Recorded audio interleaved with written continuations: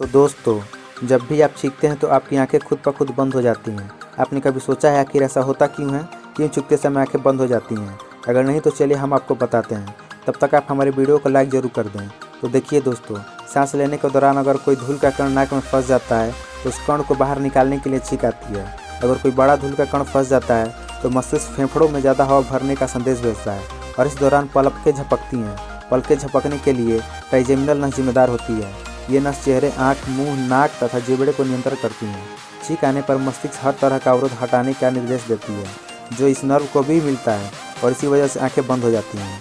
तो दोस्तों, कैसी लगी आपको ये जानकारी? अगर अच्छी लगी हो तो प्लीज़ हमारे एयर फैक्ट्स चैनल को सब्सक्राइब जरूर करें। धन्यवाद।